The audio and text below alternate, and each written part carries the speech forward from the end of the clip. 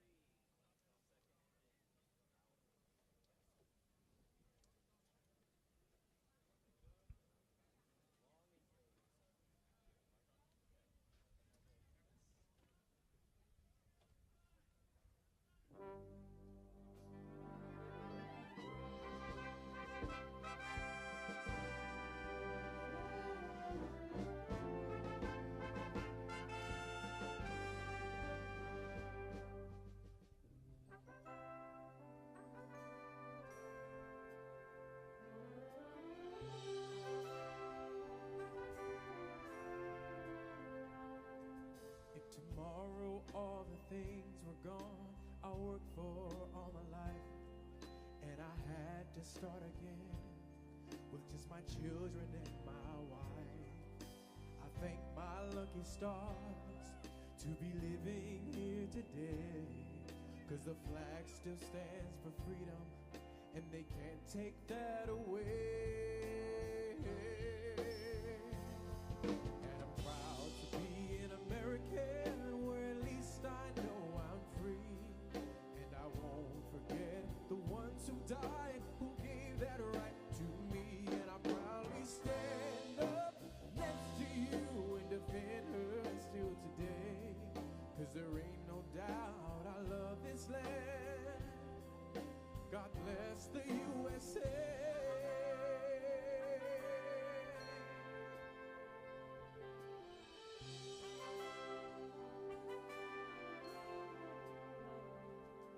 From the lakes of Minnesota to the hills of Tennessee, across the plains of Texas, from sea to shining sea, from Detroit down to Houston, Fort Bragg to LA, where there's pride in every American heart, and it's time we stand and say,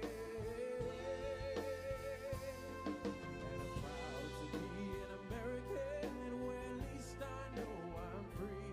And I won't forget the ones who died, who gave that right to me. And I proudly stand up next to you and defend her still today, 'cause there ain't no doubt I love this land. God bless the USA.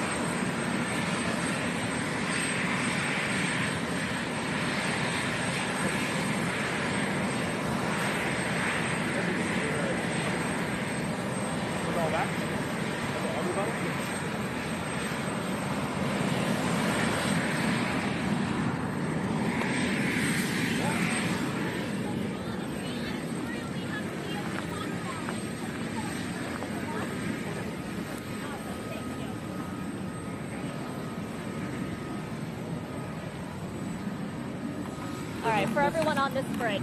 We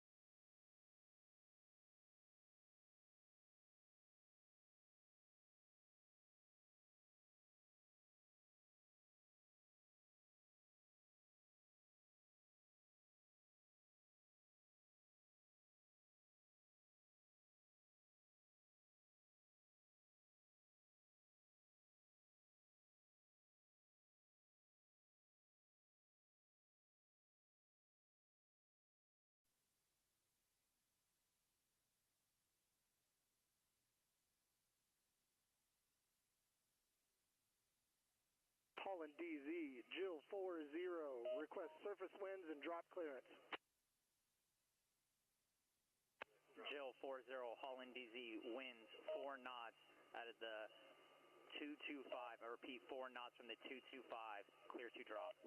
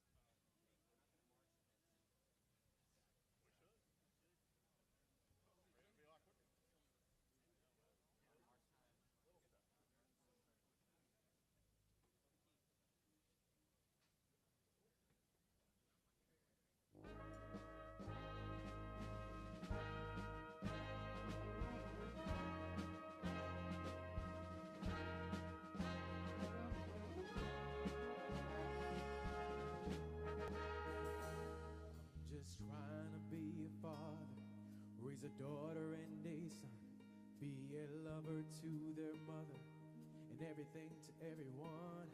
Up and at 'em right. All American 3, 233, C-130 personnel drop complete, C-17, 1 minute out. From my head down to my boots, I don't do it for Is the All American money. 3 acknowledged, There's C-130 bills drop that I complete, over. can't pay. I don't do it for the glory, I just do it anyway. Provided for our futures, my responsibilities. Yeah, I'm real good under pressure, being all that I can be. And I can call in sick on Mondays when the weekend's been too strong. I just work straight through the holidays and sometimes all night long. You can bet that I stand ready when the wolf growls at the door. Hey, I'm solid, hey, I'm steady, hey, I'm true down to the core. And I will always do my duty, no matter what the price.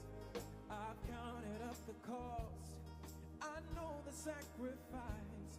Oh, and I don't wanna die for you, but if dying's got to me, I'll bear that cross with honor. Cause freedom don't come free. I'm an American soldier, an American.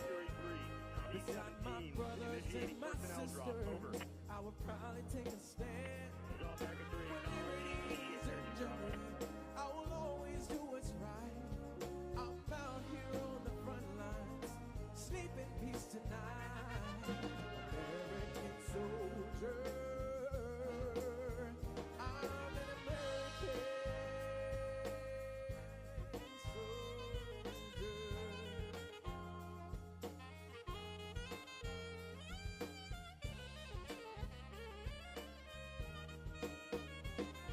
An American soldier, an American.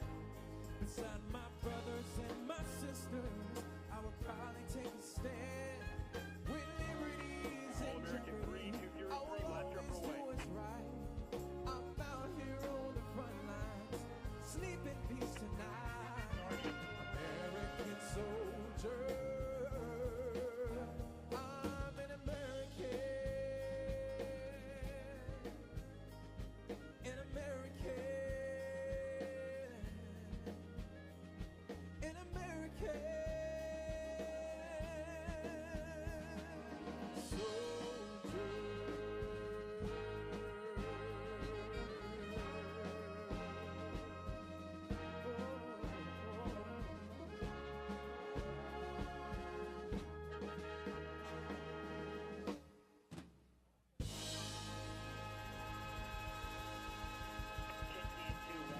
This is Holland DZSO. All jumpers on ground. I count 593 on ground.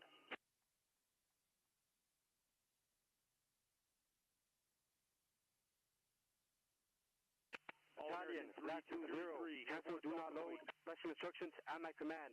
Delta Tango 0045, Delta Tango 0047, over. Dragon 3 is All American 3, air marshal complete, Cancel, over. do not load. At my command. Target number Delta Tango 0045, over. Black 20, Hunter 20. Cancel, do not load. Special instructions at my command. Target number Delta Tango 0047.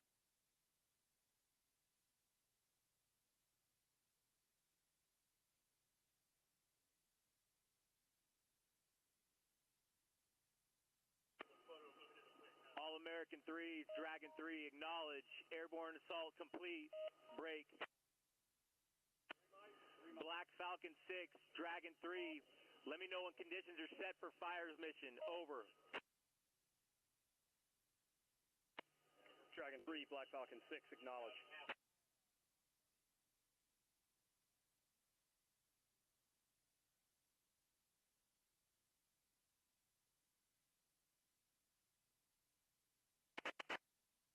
Black 20, D10, ready on target number Delta Tango 0045, over. Carter's ready on target number Delta Tango 0047. Roger, battalion ready.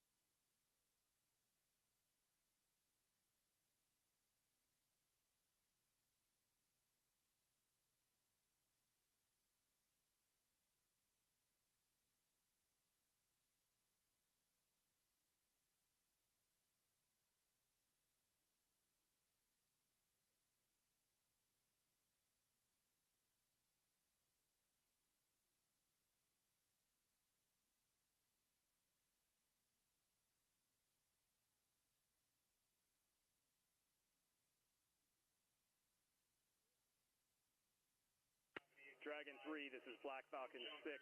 Conditions set for fire mission, over.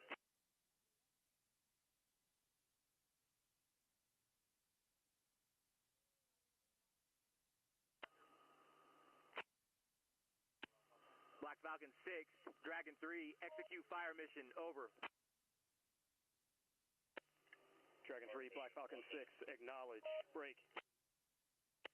Black Falcon 2-0, this is Black Falcon 6, fire, Series Falcon, special instructions at my command, over. Black Falcon 6, this is Black Falcon 2-0, fire, Series Falcon, special instructions at my command, out. Black Falcon 6, this is Black Falcon 2-0, Series Falcon ready, over. Series Falcon ready, out. Demon, stand by. Demon, stand by. Black Falcon 2-0, this is Black Falcon 6, fire, Series Falcon, over. Demon, fire. Demon, fire. Black Falcon 6, Black Falcon 2-0, now Shot, Delta fire, Tango 0045, over. Shot, Black Falcon 6. Shot, Delta Tango 0045. Shot out.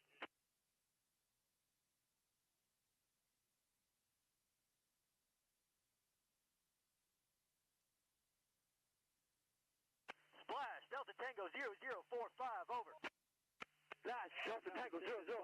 2-0, splash, Series Falcon, over. Splash, Series Falcon out.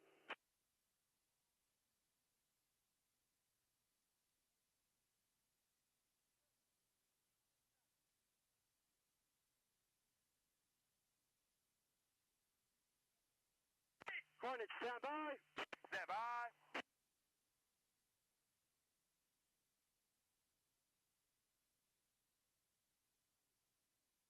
Hornet, fire. Fire. Shot, talking about Delta Tango 00457. Shot, Delta Tango 0047.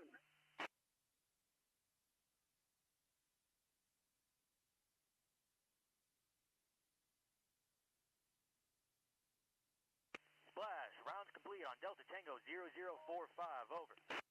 Late splash, talking about Delta Tango 0047. Splash, Delta Tango 0047.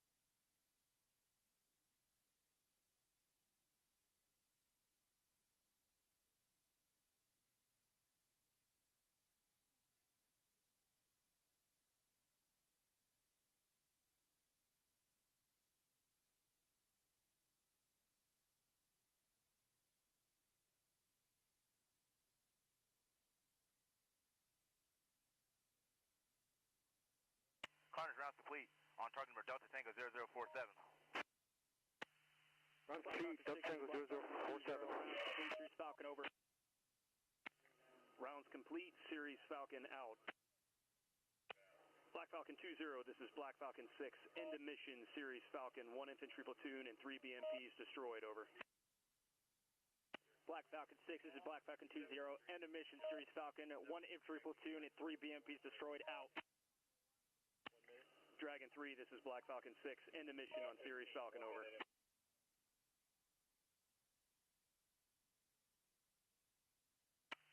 Battalion, Jack 20, and the mission, Delta Tango 0045, Delta Tango 0047. Black Falcon 6, acknowledge. Fires Black mission 20, complete. Demon 10, end of mission on target number Delta Tango Charlie 0045, over. Dragon 3, End mission on target number Delta execute, Tango show force 0047, mission, over. Carnage.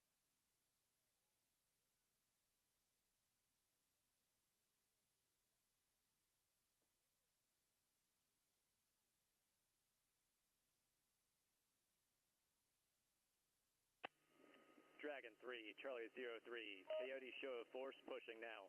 ETA 2 mics, over.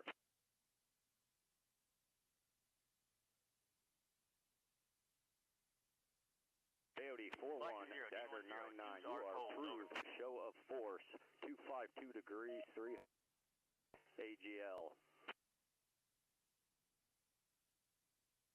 Copy, call in with heading for clearance.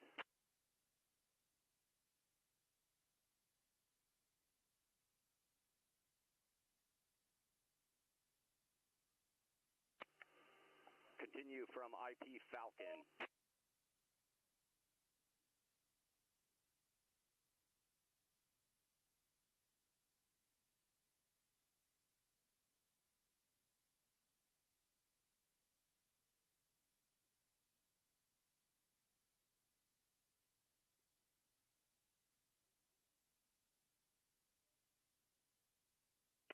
Coyote 41, Dagger 99, copies. 1 mile inbound, continue.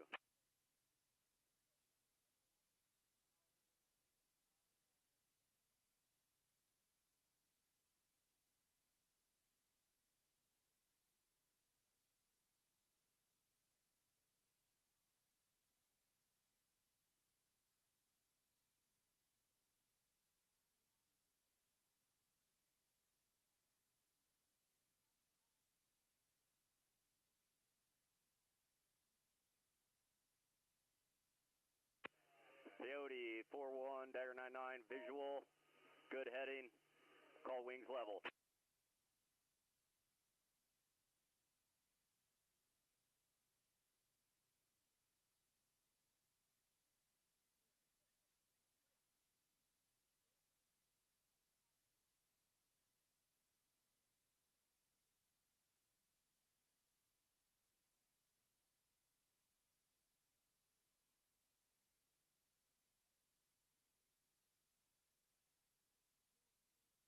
Coyote 41, good show of force. Coyote 42, continue.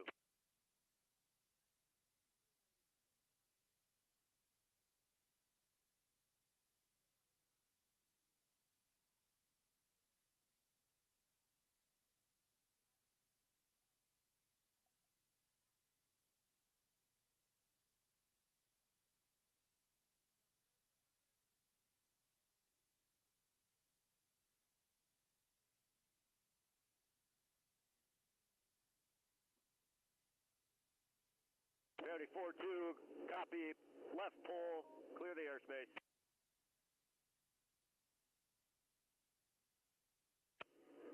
Task Force Bragg, Dragon 3, objective secure, mission complete, move to follow on operations, over.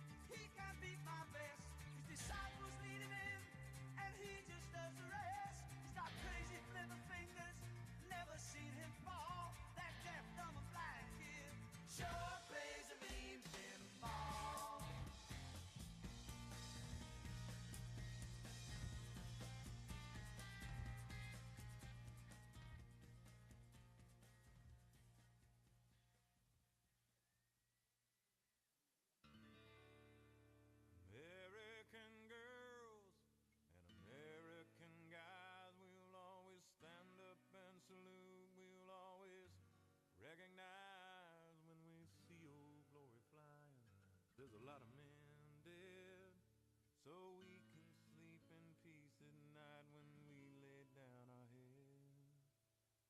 My daddy served in the army, where he lost his right eye, but he flew a flag out in our yard till the day that he died. He wanted my mother, my brother, my sister, and me to grow up and live happy in the land of the free. Now this nation that I love is falling under attack. A mighty sucker punch came flying in from somewhere in the back. Soon as we could see clearly through our big black eye, man, we lit up your world like the 4th of July. Hey, Uncle Sam, put your name at the top of his list, and the Statue of Liberty started shaking her fist, and the eagle will fly, and it's gonna be hell when you hear Mother Freedom start ringing her bell, and it'll feel like the whole wide world is raining down on you. Brought to you courtesy of the red, white, and blue.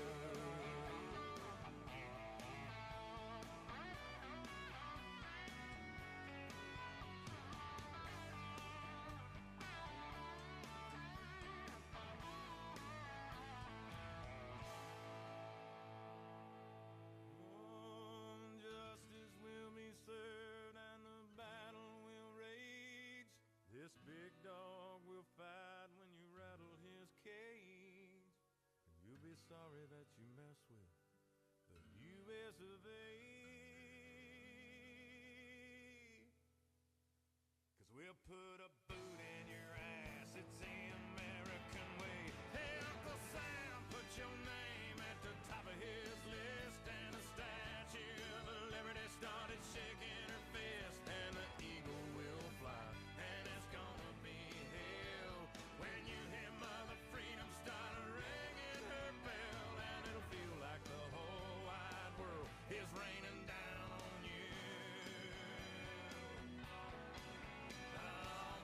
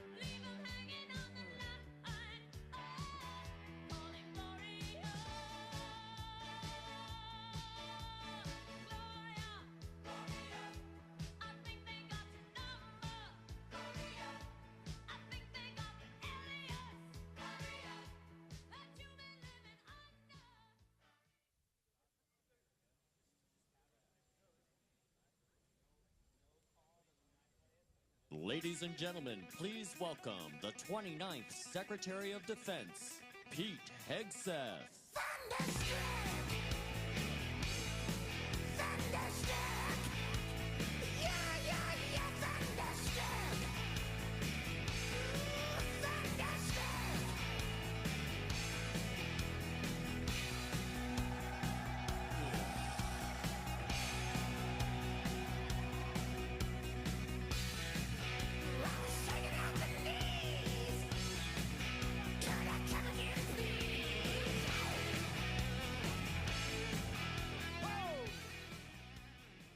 Well, good afternoon, Fort Bragg.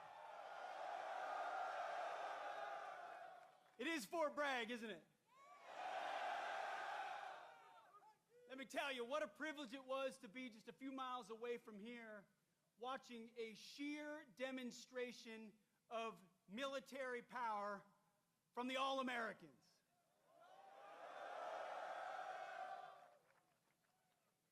It's incredible. I wish every American could stand in that field and watch 600 paratroopers fall from the sky after preparatory fires and assault on the objective. That's sheer American firepower. But you know what I wish Americans could also see? What I get a chance to see every day, what other members of the cabinet get to see every day, which is our Commander-in-Chief, President Donald Trump, putting America first.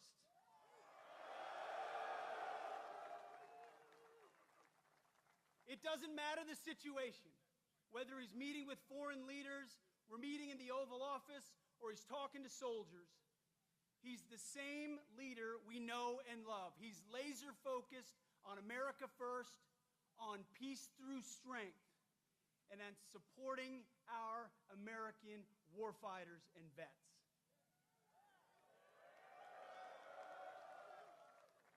You know exactly where his compass is. You know exactly what he believes. And what I tell troops when we travel across the world, and I've had a chance to meet so many of you fine Americans, what I always say, the message from our Commander-in-Chief is, he has your back.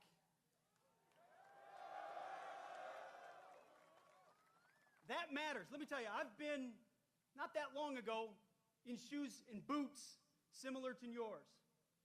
And when I was going on a mission, or I was about to take part in something that was uncertain, involved complications, the fog of war, all I wanted to know was that my company commander, battalion commander, brigade commander, division commander, and my commander-in-chief had my back when I had to do difficult things on behalf of the nation, where politicians in air-conditioned offices don't understand, and they want to second-guess.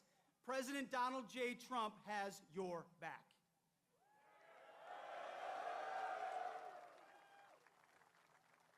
So at the Defense Department, we're doing three critical things at his direction. Number one, we're restoring the warrior ethos. We're getting back to basics. Standards, accountability, readiness, training, warfighting, lethality. We're not a college or a university. We're not interested in your woke garbage and your political correctness.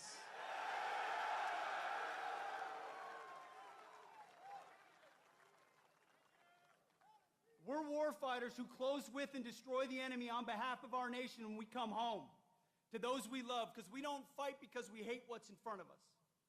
We fight because we love what's behind us. That's what makes the American soldier different. So we're restoring the warrior ethos back to basics. We're also rebuilding our military. We'll have the first $1 trillion budget. You will have the best equipment in your hands to stare down the enemy. From multi-billion-dollar platforms to the best rifles, to the best equipment, to hypersonics and drones and fighters and jets, ships and carriers. Everything you need, President Trump will make sure you have. We're rebuilding the military after 4 years of deferred maintenance.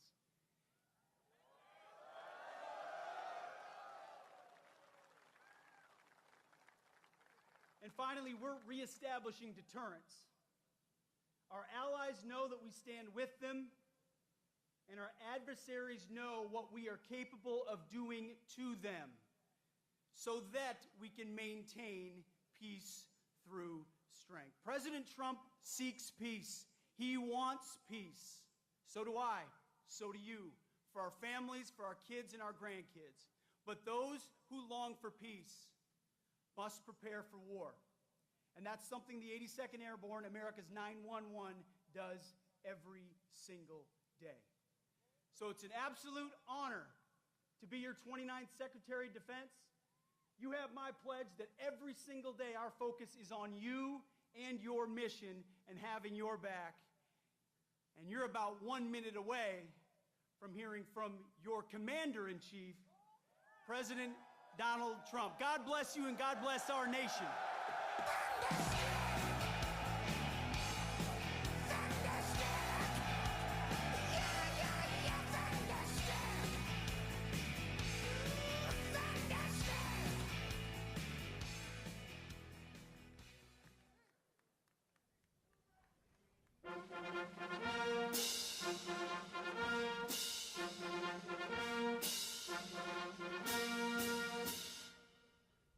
Ladies and gentlemen, please welcome your Commander-in-Chief, the 45th and 47th President of the United States, President Donald J. Trump.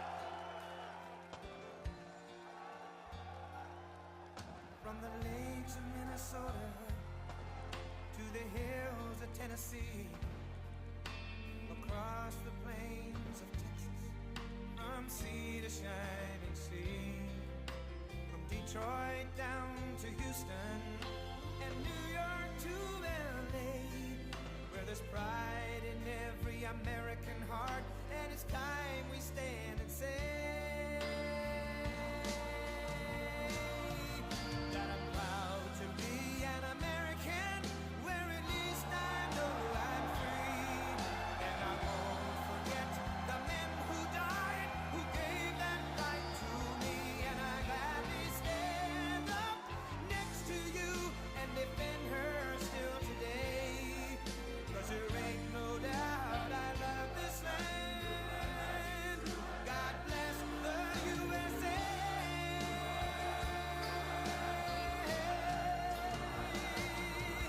And I'm proud to be an American, where at least I know I'm free.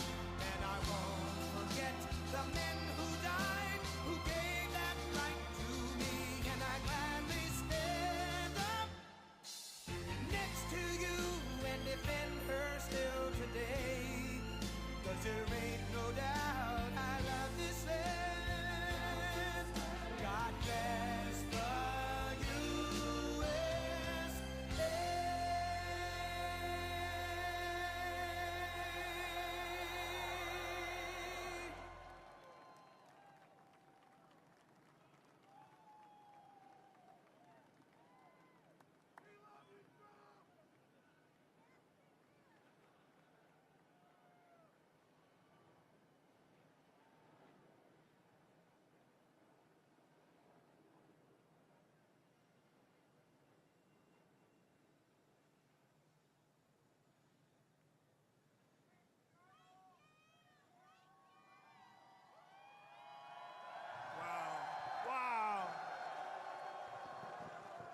Wow.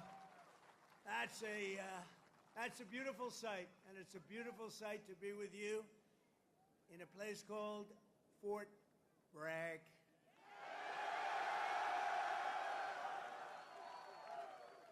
Can you believe they changed that name in the last administration for a little bit?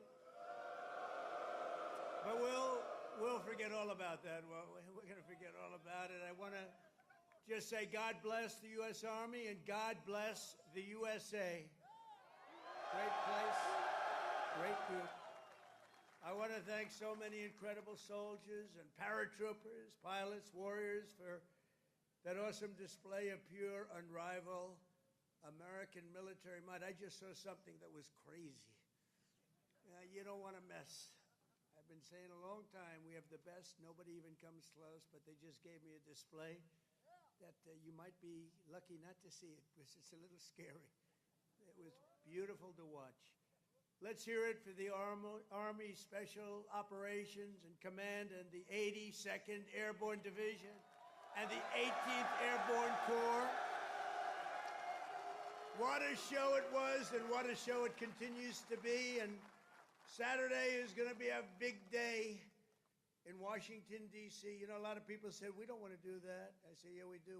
We want to show off a little bit.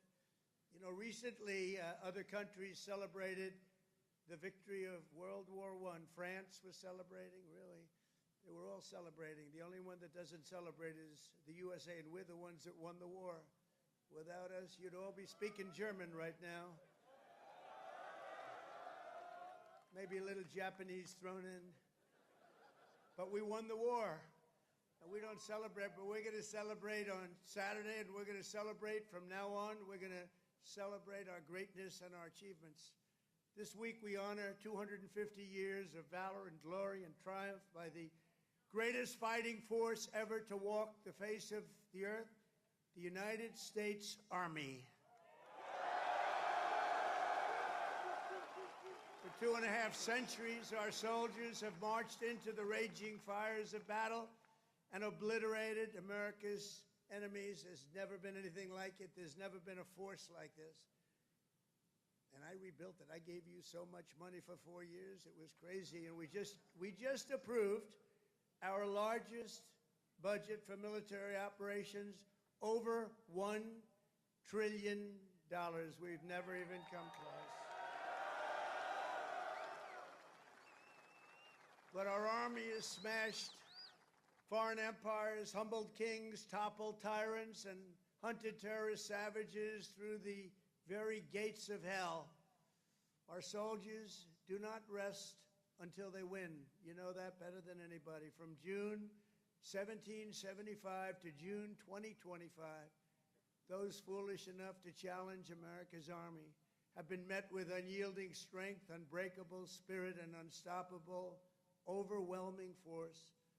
Time and again, our enemies have learned that if you dare to threaten the American people, American soldier will chase you down, crush you, and cast you into oblivion. That's what happens, unfortunately. That's what happens. Doesn't sound very nice, but it's true, isn't it? The last sound you ever hear will be the dueling howl of Black Hawks in the dead of night, the thunderous boom of artillery fire, or the ferocious roar of a U.S. Army infantry brigade charging over the horizon. That brigade is going to charge like you've never seen before, and hopefully I can keep you out of that, but if I don't, you're ready. Is that right? If I can keep you out of it. If I keep you out of it, that's okay, but if we need it, you're ready. You know, it's called peace through strength, isn't it? Peace through strength. For our adversaries, there's no greater fear than the United States Army. They all fear us, and we have the greatest force anywhere on earth. You know, you read different stories that others are building and building and building. We have a force like no other. They said it would take 5 years to defeat ISIS. We did it in 4 weeks. 4 weeks. We let him go. Unlike other of your leaders, I let him go. And we had General Raisin Kane, who's now the head of the Joint Chiefs of Staff, because I liked him. He was a warrior. He was a great warrior. And now he's been rewarded for his incredible work. But they said it would take 5 years. We did it in 4 weeks. Someday I'm going to ask him to explain that one to me. But it was the television generals that said that. The real generals got out and fought, and nobody fought like them ever. But for the American people, there's no greater pride because you are the righteous sword of American justice and the ultimate shield of American freedom. This week we remember that we only have a country because we first had an army. The army was first. In fact, the army was even before the country. You know that, right? 1 year before the country. After 250 years, we still proudly declare that we are free because you are strong. You are so strong. We're safe because you are brave, and America's flag will never fall because America's army will never, ever fail. Never going to fail. Every branch of the armed forces has played a critical role in protecting our nation. But no one has done more fighting, bleeding, and winning than the U.S. Army. Nobody's done that. The Army has earned more combat medals and more battle ribbons than any other service, and 70% of all of the medals of honor. We give away medals of honor all the time at the White House to incredibly brave people, but you have 70% of them. Army soldiers, and especially our Army paratroopers, truly go all the way. You know that expression, all the way. It's one of your beautiful expressions. As President of the United States, let me express my undying gratitude to our nation for every soldier here today, for every veteran and their families, those incredible families that are with us and all across America, and for every patriot who has worn the uniform over 250 years. Can you imagine that? We thank you from the absolute bottom of our hearts. Few places loom larger in Army lore than where we are gathered today. The one and only Fort Bragg. The one and only Fort Bragg.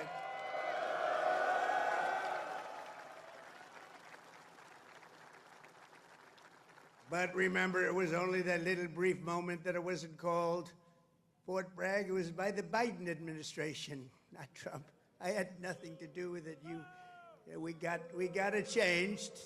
We said, you know, I came here numerous times and everybody, they kept saying Fort Bragg, Fort Bragg. I said, you know, it's not the name, but then I was making a speech. I said, what do you think I should call this place? Call it Fort Bragg. I said, Fort Bragg, how you doing? We won a lot of battles from this place, and that's the way it is. It wasn't even close. When Pete and some of the generals came to see me, I said, not even close, not even close. This is the home of the Green Berets, the Sky Dragons, and the all-American 82nd Airborne. We know what 82nd Airborne Division. This is where the GIs who won the Second World War learned to pack their parachutes and push howitzers and go right into those C-47s with lots of arms and push them right out those big, beautiful doors and wield their bayonets and pry the enemy from the hedgerows of the French countryside. France needed us badly. We were there. A lot of people needed us badly. They still do, maybe worse than ever. It was here in this soil that the Army forged the medal that held strong at Bastogne. It was here the mighty paratroopers earned their wings before they rained down death from above to liberate Sicily, Normandy, and even the Netherlands. That's right. We saved the Netherlands. Every inch of this base is steeped in the legacy of those warriors who have said with pride, "Sir, I trained at Fort Bragg, sir." That was pretty cool. And that is why we restored the historic name of this very, very special place. I don't know if it could be the same place. Fort Bragg is in, that's the name. And Fort Bragg, it shall always remain. That's never going to be happening again.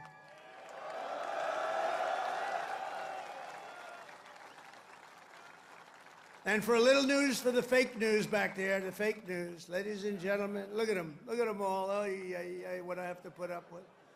Fake news. What I have to put up with. But they're all right. They've been very nice today. They were impressed with that display, I can tell you that. I think it took them a little by surprise. But for a little breaking news, we are also going to be restoring the names to Fort Pickett, Fort Hood, Fort Gordon, Fort Rucker, Fort Polk, Fort A.P. Hill, and Fort Robert E. Lee. We won a lot of battles out of those forts. It's no time to change. And I'm superstitious. You know, I like to keep it going, right? I'm very superstitious. We want to keep it going. So that's a big story. We just announced that today to you for the first time. They said, why didn't you wait till Saturday? I said, I can't wait. I got to talk to my friends here today. This is a record crowd. You know, you never had a crowd this big. That's an honor. You think this crowd would have showed up for Biden? I don't think so. I don't think so. I don't think so. Maybe I'm wrong. Maybe I'm wrong. I want to thank so many great leaders here today, including Secretary of Defense Pete Hegseth, who's been great. By the way, Pete, thank you. Great. And he went through the wars, you know? Pete went through the wars. He had to get through a very hostile group of people that I think really don't want to see America be great again, maybe, or something, but he persevered and he got there and he's doing a fantastic job. Great job, Pete. Thank you very much. Secretary of Veterans Affairs, Doug Collins, a fantastic man. Thank you, Doug. You're doing a great job. Doing a great, great job. Way, way up from the last administration, Veterans Administration. It's way up. You saw the recent poll. The people are happy. They weren't happy a couple of years ago. They were really happy 5 years ago. But it went downhill from there. We did so much. We got you medical. If you had to wait, if you had a delay at all, you go out to see a private doctor. We pay the bill. You take care of it. You don't wait for 6 months and end up getting very sick on something that could have been done with a little shot or a pill. We did that. Then they wanted to drop that. I said, we're not dropping it. But, Doug, I'm proud of you. I just heard some great things. Thank you very much. The Secretary of the Army, a really brilliant young guy, went to Yale. Can't have everything. Top student, Dan Driscoll. Thank you. Thank you, Dan.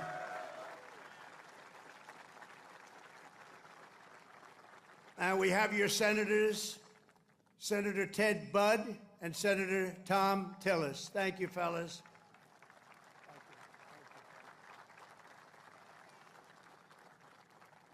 Congressman Richard Hudson, Pat Harrigan. Where's Pat? Pat? Good, Pat. You're doing great. You guys are amazing. And we have the big brass, General Andrew Pappas. General, thank you. Thank you, General. Doing a great job. General John Braja. John, thank you. Great job. Thank you for today, John. General Greg Anderson. Thank you. Thank you, Greg. Thank you. Sergeant Major of the Army, Michael Weimer.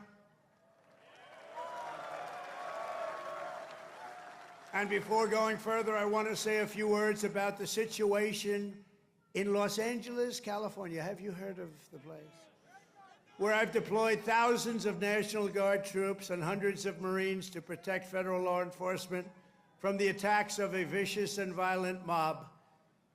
And some of the radical left, they say, oh, that's not nice. Well, if we didn't do it, there wouldn't be a Los Angeles. It'd be burning today, just like their houses were burning a number of months ago.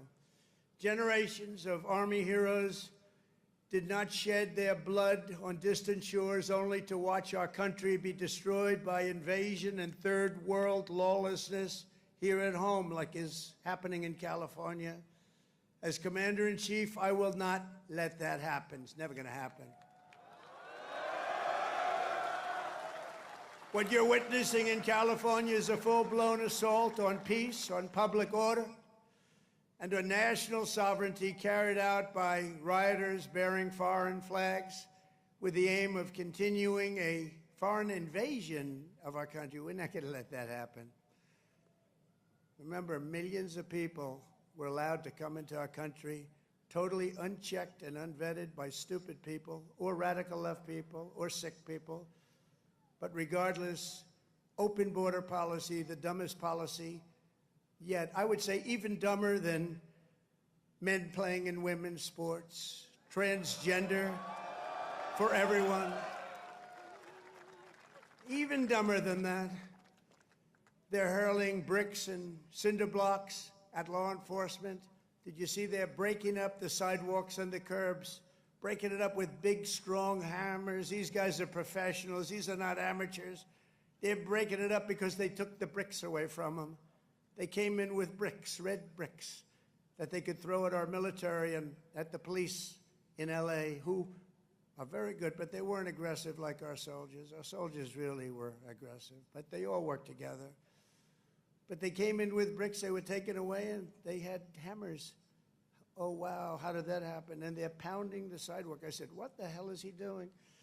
And he's breaking it up and making it into concrete bombs in a way, and they're dropping them on our military. They're throwing them at our military. Pretty good arms they had, too. Hits guys right in the face. Big chunk of concrete, worse than a brick. They're taking them up to the bridges, and they're dropping them in the cars that are going by. These are animals. But they proudly carry the flags of other countries, but they don't carry the American flag. They only burn it. Did you see a lot of the flags being burned? They weren't being burned by people from our country or from people that love our country. People that burn the American flag should go to jail for 1 year. That's what they should be doing. 1 year. And we'll see if we can get that done. We're going to try and get that done. We're working with some of your senators. I know Senator Josh Hawley is very much involved, and I know the two senators from here. I think you guys, are you guys in favor of it? Boy, would this be a bad time for them to say no. I got you. I got those 2 votes. The agitators are throwing firebombs, Molotov cocktails, lighting vehicles ablaze. You saw all the cars that were burning, mobbing police officers and ICE officers who are the toughest people you'll ever meet, and they love our country, and they're getting really they want to stomp on them, but they're too tough. They don't allow it. And attempting to infiltrate and occupy federal buildings wearing armor and face shields. The best money can buy, somebody's financing it. We're going to find out through Pam Bondi and Department of Justice who it is. They're already on it. Who's financing all this equipment? Very professional. Under the Trump administration, this anarchy will not stand. We will not allow federal agents to be attacked, and we will not allow an American city to be invaded and conquered by a foreign enemy, and that's what they are. A lot of those people were let in here by the Biden administration. They just poured right in. They came from prisons, they came from jails from all over the world. They came from mental institutions. They were the leaders of gangs. They were drug lords allowed to come into our country. Their countries threw them out. Their countries would bus them or drive them right to our border and say, go in there, you ever come back, we're going to kill you. And we got them, and we're getting them out of here. I want to applaud the courage and the strength of the incredible troops who are right now standing guard to protect federal property and personnel and uphold the supremacy of federal law. That's what they're doing. They're protecting our ICE agents. They're protecting the police in Los Angeles. The head of the police in Los Angeles, a good man, I hear a good man, but he was actually saying we really did need this help. It had gotten away from them. It had long gotten away, and we gave it to them. Not only are these service members defending the honest citizens of California, they're also defending our republic itself, and they are heroes. They're in there, they're heroes. They're fighting for us. They're stopping an invasion just like you'd stop an invasion. The big difference is most of the time when you stop an invasion, they're wearing a uniform. In many ways, it's tougher when they're not wearing a uniform because you don't know exactly who they are. In Los Angeles, the governor of California, the mayor of Los Angeles, they're incompetent, and they paid troublemakers, agitators, and insurrectionists. They're engaged in this willful attempt to nullify federal law and aid the occupation of the city by criminal invaders. That's what it is. They're invaders, no different. Their position is that the rioting will not stop unless ICE withdraws from Los Angeles and ceases the enforcement of federal immigration law. In other words, they came in here illegally.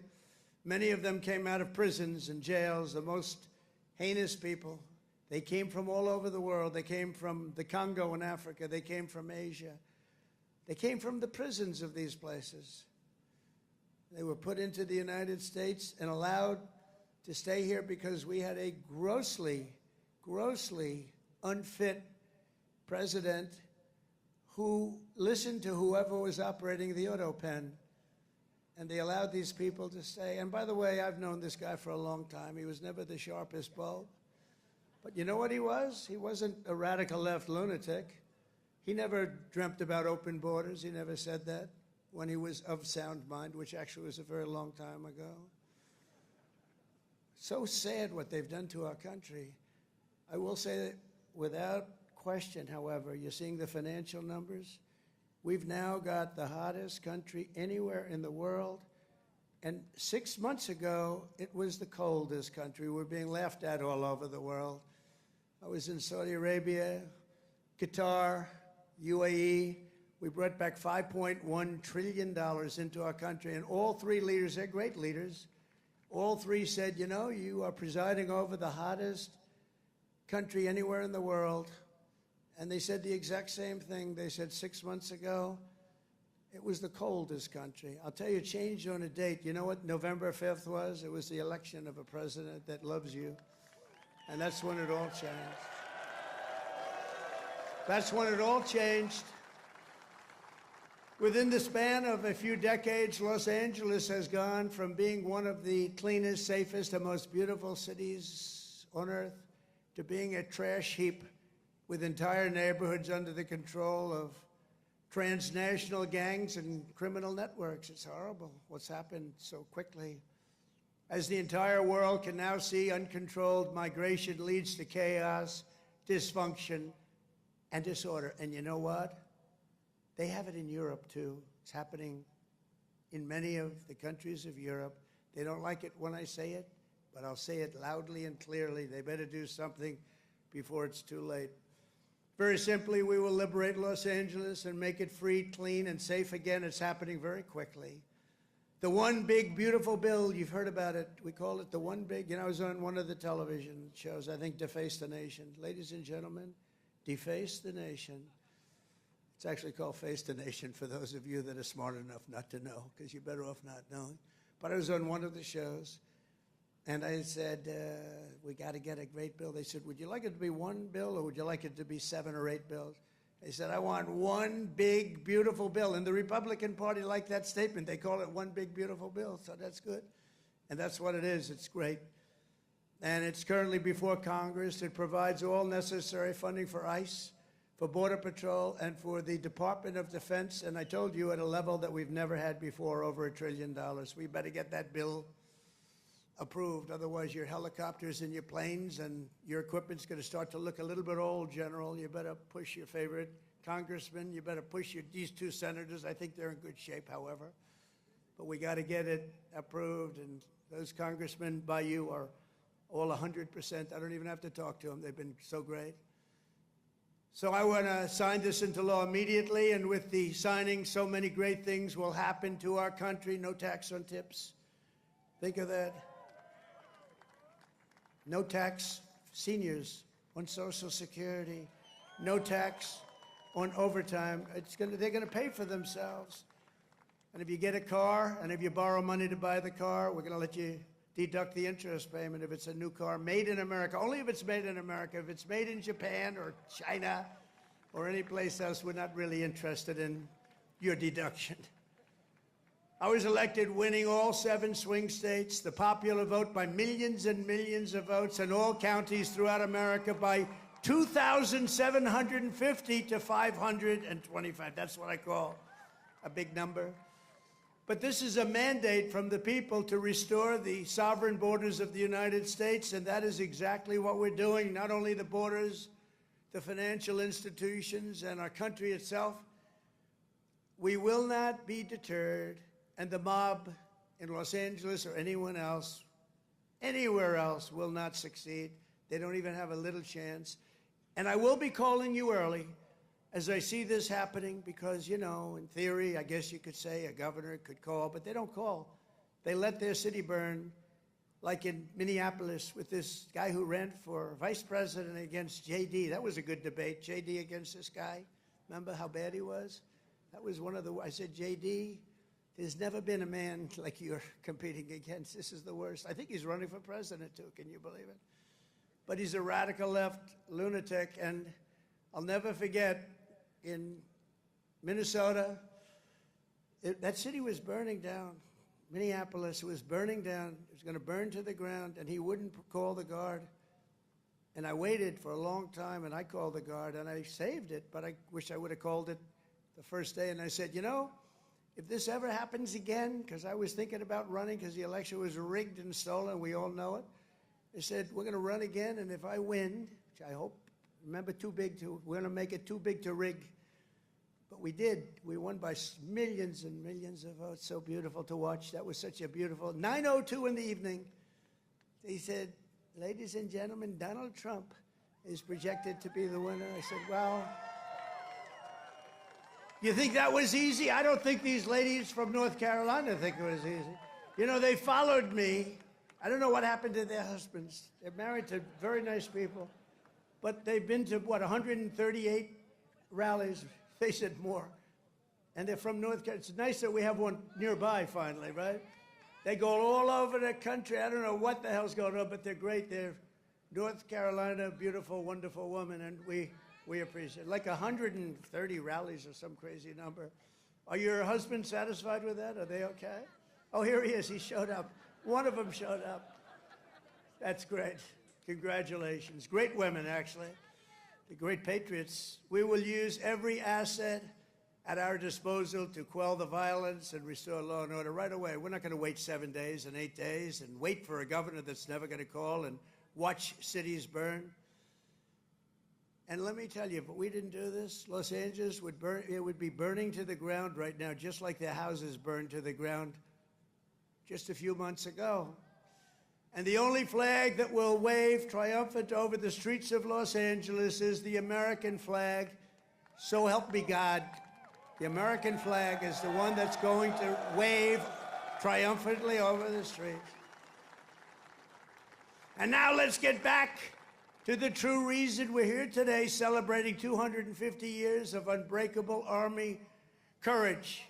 This week we commemorate not just the starting point in Army history, but a turning point in the history of the world. That's how important it is. When the Continental Congress created the Army and appointed its first commander, named happened to be George Washington. Has anybody heard of him? George Washington. Are you okay, darling? Are you all right? Yeah, take your time, please. Doctor, please. Doctor. Doctor in the house. Thank you. Thank you very much. These are great people. They've been waiting here a long time, General, so, you know, we want to give them all the time they need, right? Thank you very much.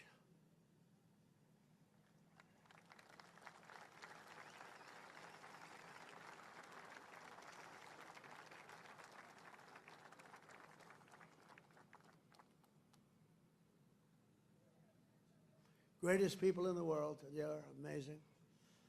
Amazing.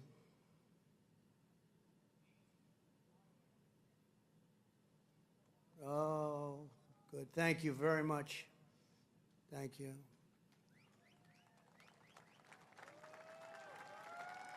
Okay, honey. Thank you.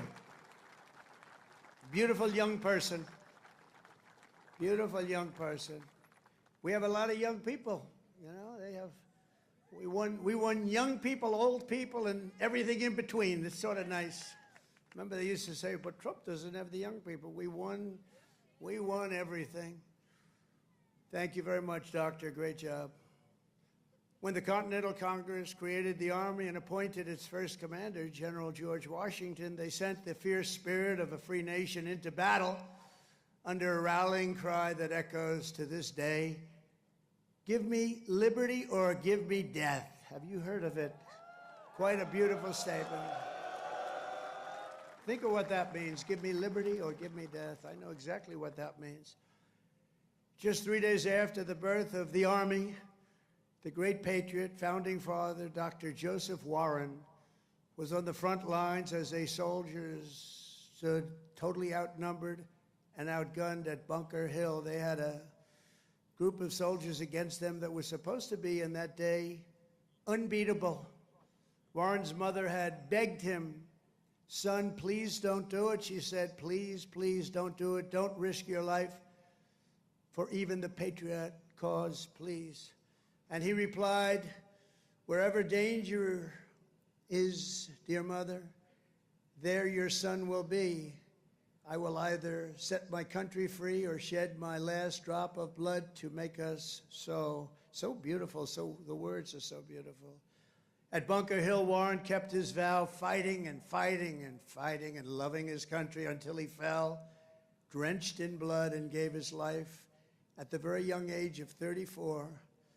Exactly 250 years later, we are joined by Dr. Warren's great-great-great-great-great-grandson, and it's 7 generations down, and now an Iraq war veteran, retired Army specialist, Scott Warren, is here with his daughter, Sergeant E5 Carrington Sanders of Fort Irwin. I want to just, where are you? Where would you be in this big crowd?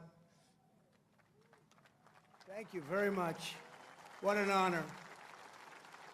What an honor. You look great, too, by the way. You really look great. Thank you very much. What a great family. But you carry in your veins the love and devotion of a martyr for American liberty. Please stand. Just put that hand up once more for the people, because they want. Thank you very much. You're looking good. Looking good. Good genes. Good genetics. Thank you both. Thank you very much. The life of a soldier is not just a job, it's a calling and a sacred tradition passed down from father to son, brother to sister, and one generation to the next. At every hour of danger, our noblest citizens have answered that call, kissed their loved ones goodbye, and run to the sound of guns. You run to the sound of guns, you're riding right into them, you're going to win. When the British tried to reconquer our young nation in 1812, 1,000 Americans at Fort McHenry fought off a British invasion fleet, 5,000 strong. They say it was unstoppable.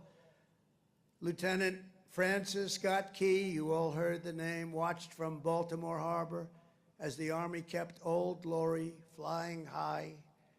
Many people died. Deeply inspired, he wrote a poem in tribute to Army courage and American pride, known today as the Star-Spangled Banner, or our national anthem. Great.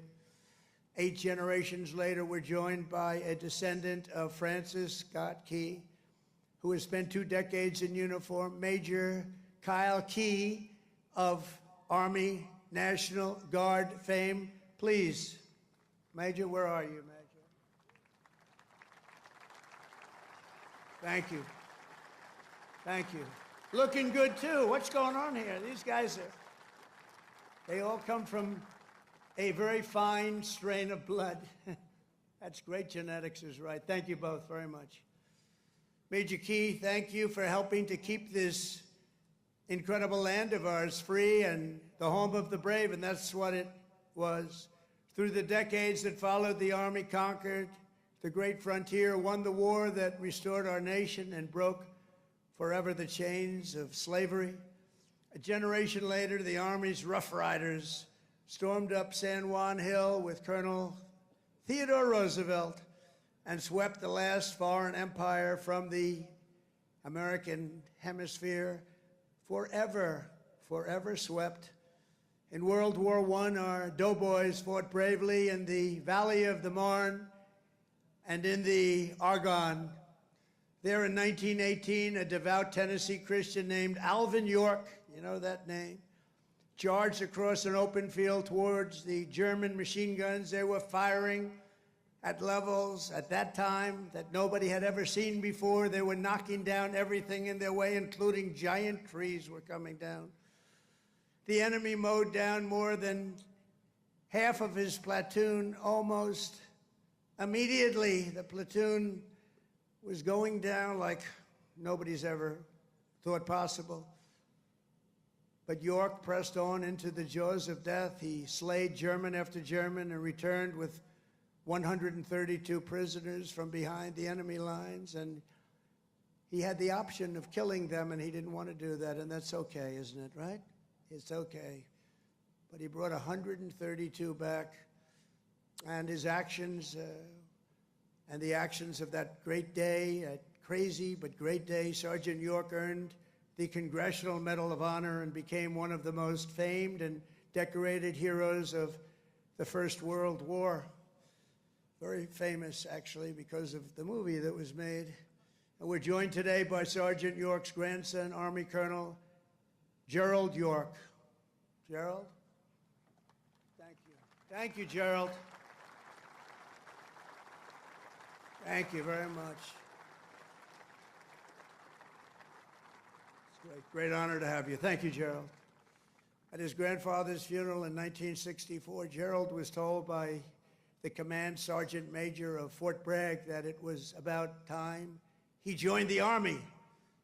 And he volunteered for combat in Vietnam and gave the Army 31 of his best years. No, I think your best years are right now. You look very good. Your best years are right now. Keep it going. But Colonel York, we salute you. We salute your family and the fame and the bravery of your family. Thank you very much. Appreciate you being here. And in World War II, the Army once again came to the free world's rescue. Among the millions and millions who volunteered was Henry Armstrong. He enlisted 6 months before his high school graduation and did basic training right here at Fort Bragg. By the next year, he was in Normandy. He fought his way across France as part of Patton's Third Army, crossed the Rhine into the heart of Germany, and helped liberate a Nazi concentration camp. He was a brave person. Command Sergeant Major Henry Armstrong is here with us today. He's 100 years old, a veteran of numerous World War II battles, and 41 years in the Army.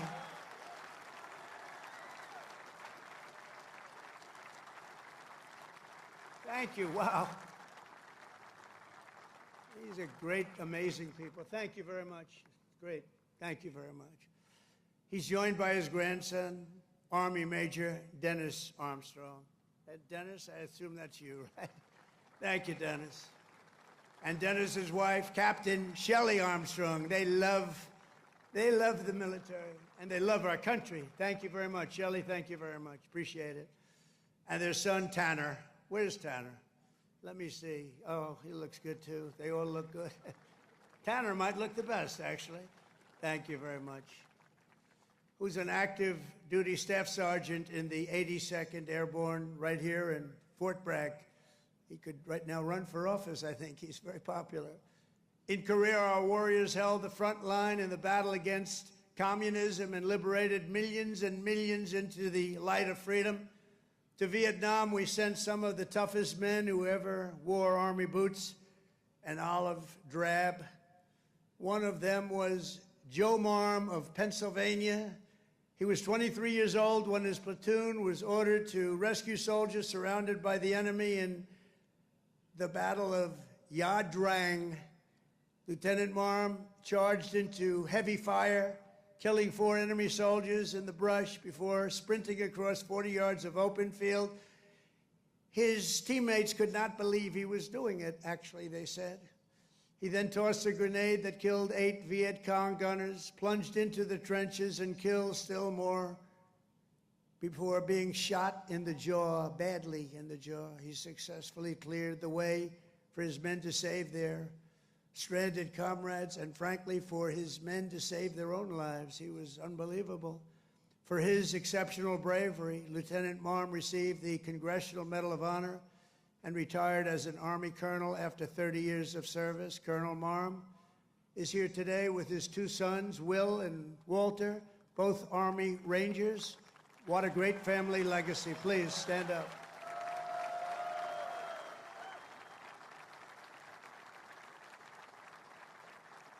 How's your jaw feeling? All right? The jaw? It's all right? Looks pretty good. I wish mine looked that good. It's very good. Thank you very much. Great family. Appreciate it. Real heroes. In the modern era, our soldiers have charged into the darkest caves and ventured into the most God-forsaken places to vanquish the forces of radical Islamic terror from the face of the earth. In 2007, Chief Warrant Officer Eric Phillips was stationed at a remote outpost in the Afghan mountains when a massive Taliban force attacked from all sides. He thought he was finished. For 3 hours, he led a hellacious counter-assault to successfully repulse the enemy in close combat. In the same deployment, Eric again repelled an attack by a vastly larger enemy force, saving countless lives. For his spectacular gallantry, Chief Phillips earned the Distinguished Service Cross and the Silver Star, becoming among the most highly decorated warriors of any branch in the war on terror. Actually, he is the most decorated, and it's not even that close. Many, many battles, many, many medals. And he's with us today, Chief Phillips. You did us all proud. Please stand up, Chief Phillips. Thank you. Thank you very much. Thank you. You are Army strong. Thank you very much, Chief. From the American Revolution until today, the story of the Army is the tale of an unbroken chain of American patriots who gave all they had for this country. It is the saga of epic men like Washington and Jackson, Grant and Custer, Pershing and Eisenhower, Patton and MacArthur, Wild Bill Donovan, and the great General William Yarborough, father of the Green Berets. You know that, the Green Berets? You know that? William Yarborough. It's the story of fabled units like the Old Guard, the Iron Brigade, the Big Red One, the Buffalo Soldiers, the Harlem Hellfighters, the Tuskegee Airmen, the Screaming Eagles, and George Patton's Hell on Wheels. They called it Hell on Wheels. When he was after you, it was not good. The weapons of war have changed with every generation, but the unflinching loyalty of the American soldier has always remained the same. The Army has always stayed true to its motto, "This we'll defend." You know that. This we'll defend. Army warriors who have laid down their lives for America rest by the thousands in the sacred soil of Arlington and Gettysburg, Anzio and Manila, and to far-off places known only to God. We owe everything to them. Today we renew our devotion to the cause of liberty for which they so selflessly lived and fought and so bravely died.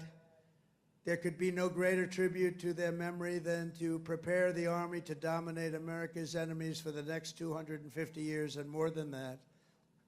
That's why under the Trump administration, we're focused on restoring the spirit of the U.S. Armed Forces.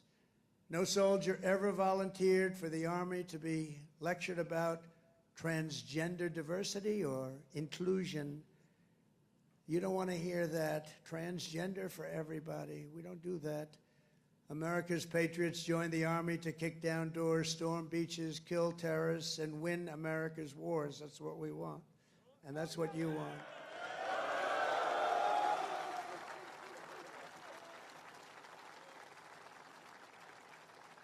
And to that end, we're making that record investment, but not only in the Army, and the other forces also, because you work together as a team. And we're including in that and across the board. Now, you don't have to take this if you don't want. You could be great patriots. Say, I don't want to raise. I will not accept it. Let it go back into our country. Let's give it to Gavin Newsom so he can waste it in Los Angeles. No, we don't want to do that, but we're giving you across the board raise for every single service member in the U.S. Armed Forces. We're giving you across the board, and you deserve it. You know, we spend so much money on things that we shouldn't be spending it on. But I think those days are stopping, Mr. Senators and congressmen that are with us. As part of our one big, beautiful bill, we are also investing over $1 billion to update your on-base housing. And we're building a state-of-the-art missile defense shield to protect our homeland. And it's called the Golden Dome. It's going to be all made in America. We've done it for others. We're now doing it for about time, right? We're doing it for ourselves. After years of recruiting shortfalls, this is, to me, maybe the most exciting things. We're setting the strongest peacetime recruiting records ever. Just think of this. 6 months ago, we couldn't recruit anybody to join the military. Nobody wanted to join. That was 6 months ago. And then we had the election of November 5th. And now we have the strongest recruiting numbers in the history of our country. Can you imagine that? Can you imagine that? We've already surpassed our recruiting targets for 2025, and we're not done yet. And I'll tell you, it doesn't make you feel good when you had to hear 6, 7 months ago that nobody wants to join the Army, they don't want to join our military. Frankly, they didn't want to join our police, our firemen. They lost confidence, they lost faith in our country. And just a short number of months later, we're setting all-time records. In fact, your job might be in jeopardy. Somebody else may come in and take it. That was bad. We'll get you out of here. You have to be good. We're getting the best people that you've ever seen. We're getting people that I don't think we've ever seen anything like it. Great people are coming in. Doesn't it make you feel good, though? You have something and you're doing something and other people want to join you. Isn't that a great feeling? And wasn't it a lousy feeling just a short time ago when they announced, you know, you're a soldier and you're proud of your country and you're proud of the Army in your case, and you're reading stories about nobody wants to come in and join the military, right? Isn't that lousy? Even the ladies from North Carolina were not happy with that. But then we had a great election. It was amazing. Too big to rig. We had a great election, and all of a sudden, the people are pouring in, and we have incredible people like Pete and the others that are here, Dan. I think they made a big difference. I really do. So thank you very much. All of you guys, I think you've really made a big difference. The Army will soon be stronger, bigger, and better than ever before. And every new soldier that joins our ranks will kindle the same fighting spirit exemplified by the likes of Sergeant Major Jim Schmidt, who's no longer with us. At 15 years old, after lying about his age, because he wanted to get in so badly, Jim trained at Fort Bragg to fight in World War II.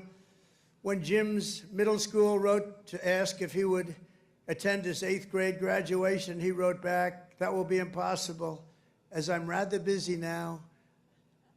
I'm in the hinterlands hunting down Germans," and I have to say this, and Italians. I know there are a couple of Germans and Italians here. As a paratrooper, he made the famous drops at Sicily and Salerno while still a young boy, too young to be in. The Army kicked him out. They found out about it. They kicked him out. They discovered he was way underage. They said, "Jim, you got to get out of here. You're a hell of a soldier, but you got to get out." But that didn't stop Jim. He enlisted in the Navy. But the moment he turned 18, he came right back and he joined the 82nd Airborne. How about that? He went on to fight at the Chosin Reservoir in Korea, rough place. Saw combat in Vietnam and ended his career right back at Fort Bragg, having earned 2 Silver Stars, 3 Bronze Stars, and 2 Purple Hearts. With us today is Jim's widow, Peggy, and their beloved grandson, Army Specialist Christian Forbes, who is currently deployed at our southern border defending our country from an invasion, whether we like it or not. It's an invasion, but I don't know if you've heard, the invasion was 99.9% stopped. Did you hear that? 99? Could even be more right. 99.999% stopped. That invasion is stopped, so I think he's in good shape. Specialist Forbes, I want to thank you for defending America. And you've obviously done a good job because that invasion has been stopped, and we appreciate you being here. Thank you, wherever you may be. Thank you very much. Thank you very much. Great. We stopped that sucker, didn't we, huh? We stopped it. Thank you very much. Each and every one of you here today carries in your souls the love, strength, and courage of millions upon millions of Army patriots who came before you. Your uniforms bear the same stars and stripes that our ancestors carried to victory at Yorktown, across the Great Plains, and over our Rockies, up the Missionary Ridge, down through the streets of Paris. That's right, we went down the streets of Paris. We've got to help our allies, don't we? Across the sands of North Africa and onto the shores of Omaha Beach, into the blood-soaked hills of Korea. And it was a West Point graduate named Buzz Aldrin who first planted our great American flag on the face of the moon. We know that. Now it's your turn to carry that flag forward and to add your own daring deeds into this chronicle of triumph and legends. Now it's your duty to shield the flame of freedom that was first lit 250 years ago by the heroes of Concord Bridge and Bunker Hill. Standing before you today, I am more confident than ever that in the days ahead and every generation to come, the U.S. Army will heap glory upon glory upon glory upon us all. You will protect every inch of U.S. soil, and you will defend America to the ends of the earth. Wherever danger is, there the U.S. Army will be. Another beautiful phrase. Whatever peril comes our way, whatever menace threatens our people, you will stand strong, you will be proud, you will charge hard, and you will keep that flame lit, that beautiful, beautiful flame. You're going to keep it lit. You will hold the flag high, and you will do something that's become quite a famous little phrase also, but you're a hell of a lot braver than me. You will fight, fight, fight, and you will win, win, win. Thank you. God bless you. God bless our soldiers, and God bless the U.S. Army. Thank you very much. Thank you, everybody. There's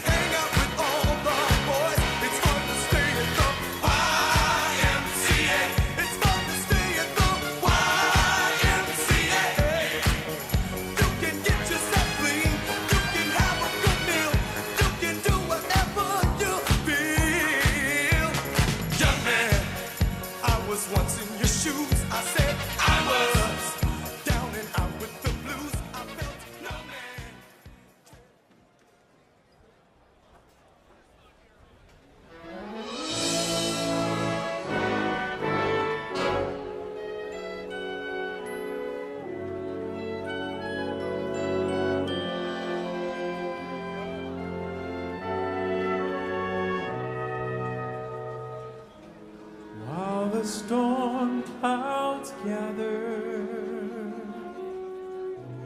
far across the sea, let us swear allegiance to a land that's free. Let us all be grateful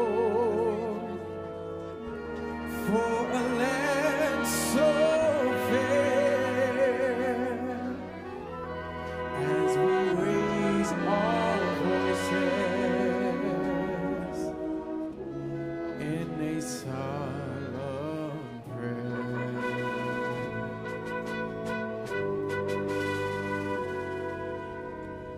God bless America, land that I love.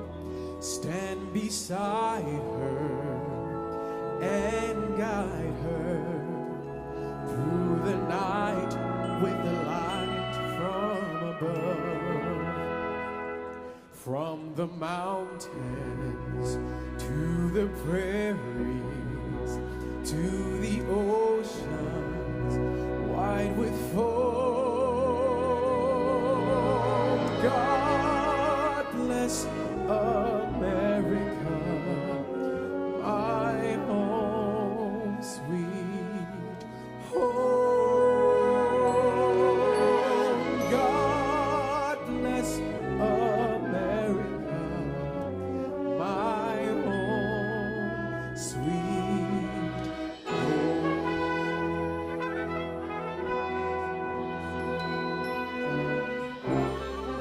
I invite you all to sing with me. Here we go. God bless America,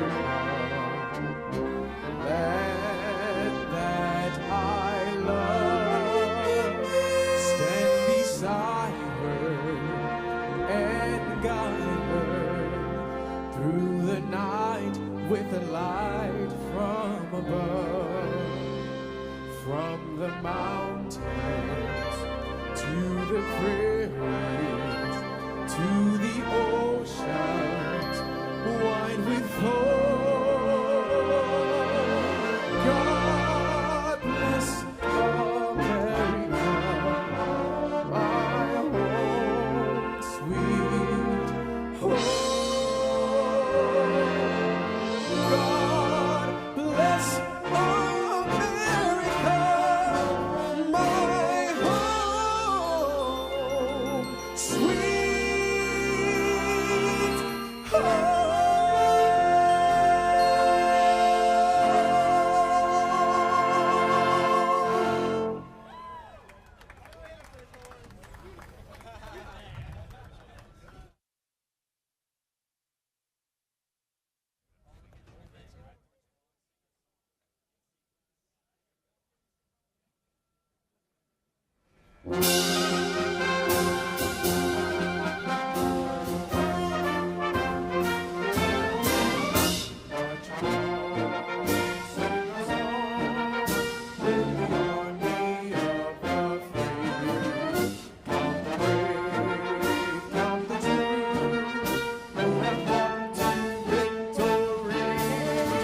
We're the army and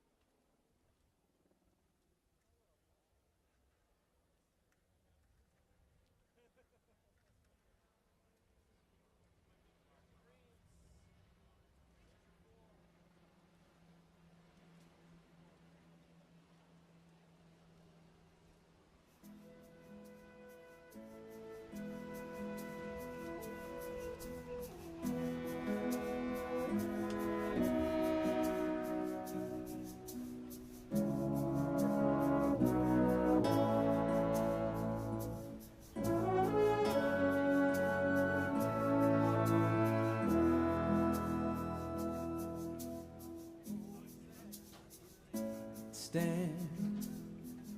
Lumber on the shoulder of a family man. You see nobody trying 'cause he thinks he can. What do you see when America dreams?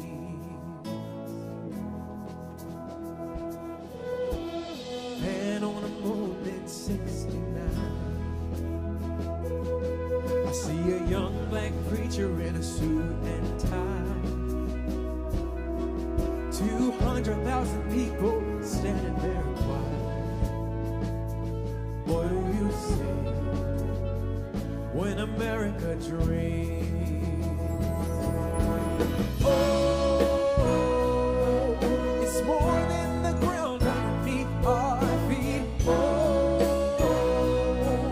it's the dirt on the hands of the brave and free. Oh, hope is the promise of our youth, and it don't sleep when America dreams. Yeah, yeah.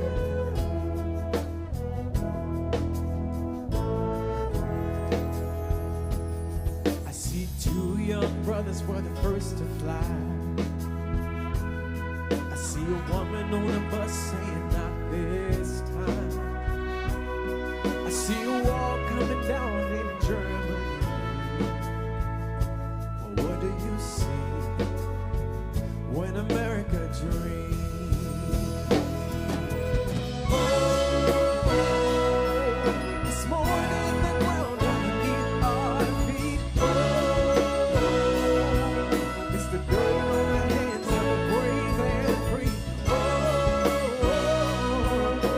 hope is the promise our heart keeps, and it don't sleep when America dreams. Oh, it's not just something we can have. Oh, it's something we can be.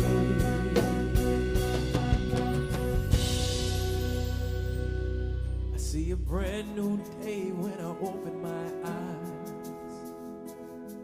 Two beams of light in the New York sky. Oh, glory's still up there, flying high. It's a beautiful thing when America dreams.